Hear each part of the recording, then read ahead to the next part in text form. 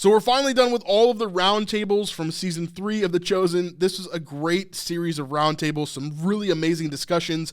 I would advise you to go back and check out some of our videos that we've done on it and check out the roundtables themselves. But at the very end of the last roundtable, episode 8 of season 3, Dallas kind of starts to reminisce about the season, the series as a whole, The Chosen as a whole, and how it has impacted not only him, but all these other people that it's impacted.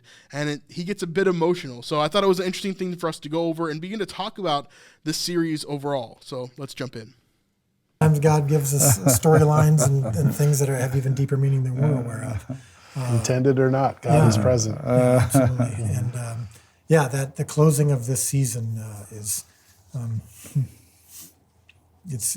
It is in so many ways the most, you use the term epic, but to me it was like big struggle, big pain. We saw death, we saw loss, we saw confusion, doubt, struggle, jealousy, and it requires a big God and a big moment and a big psalm, Psalm 77, which will always be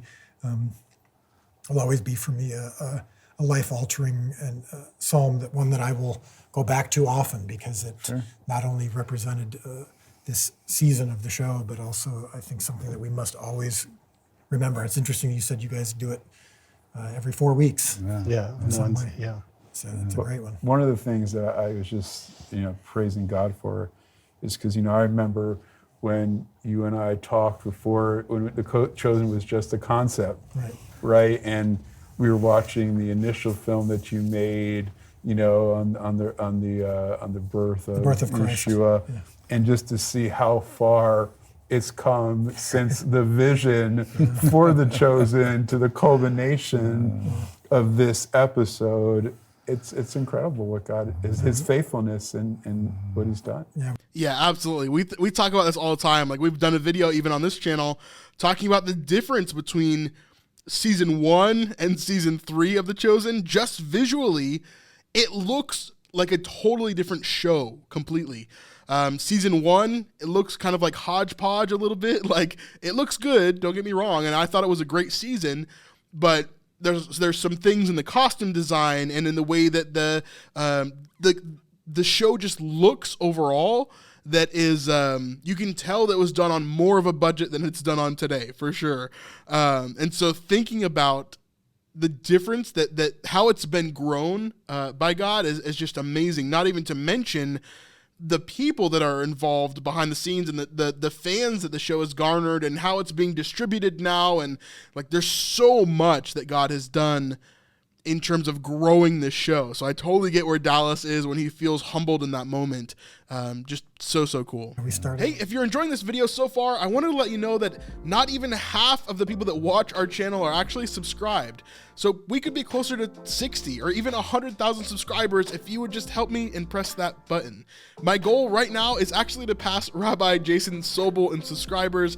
So if you want to help me do that, make sure you subscribe, and that would be amazing. Anyway, thanks. Let's continue on with the video. So cool. We started on a small farm in Illinois, 20 minutes from my house, behind a barn, and here we are, conclusion of season 3, on a lake, a sea, waves crashing, and it actually looked pretty good. And so, if you would have told me back then where we were headed, I don't think we would have gotten there, because I would have said, no, that's not going to happen. I'm not capable of it, and I think it's proved that I'm not. That this is bigger than I'm capable of, because I never would have thought that I could do something like this, and I think the conclusion is, I really didn't. I mean, we brought our loaves and fish to the table, but to see a scene come to that level of not only professionalism but spiritual impact it's bigger than I could ever have done on my own, for sure. And this is where those lines are blurred, right? Like we talk about all the time, is The Chosen a ministry? Is it not? Like, what is this, right? And obviously Dallas's heart is that he reaches as many people for Christ as possible, but he cannot put The Chosen itself as a Christian ministry, because this is a movie production unit, right? This is a group of union actors and writers and camera production people, right? Grips and cinematographers and all these different people that are coming in and building this thing, right? And so when we talk about, when he says like, we are not a Christian company, that's very true, but Dallas's heart is very much a Christian heart, right? As he talks about all the time, he's an evangelical Christian. He wants people to come to Christ. And so seeing that impact that the show is having, I'm sure is just overwhelming. I mean, I feel that way even with our channel, right?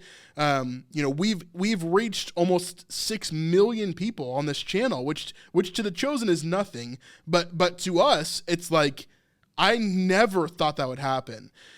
And so we're hearing story after story after story of people that are traveling to Israel with us, or people that are just watching our channel, or people that are reaching out to us for the first time. And we're seeing these stories form over the last 3 years of us doing this whole YouTube thing, right? And God is doing some amazing things that I never thought I would be able to be a part of, that I never thought I would be able to do here like I am doing. And so I'm so thankful as well. I totally get how Dallas feels. He brings what he can and God turns it into something else, you know? So it's just so amazing to be part of the process of building God's kingdom and allowing him to use you in that way. And anybody can do this. That's the great thing. It's like, it doesn't necessarily look like a YouTube channel like this. It doesn't necessarily look like building a big thing like The Chosen, but anything that you do, you can just surrender it to God and allow him to use you to build the kingdom. And it's the same thing. He'll take what you have and he'll multiply it and he'll make it impactful. You just watched a segment from our weekly live stream that we do every Sunday night at 6:30. If you want to watch the full 3-hour live stream, you can go over to patreon.com/thesnipelife or hit that link in the description down below to sign up over there. We'd love to see you over there. There's a ton of extra content and I'm sure you're going to love it. All right, we'll see you on the next one. Peace.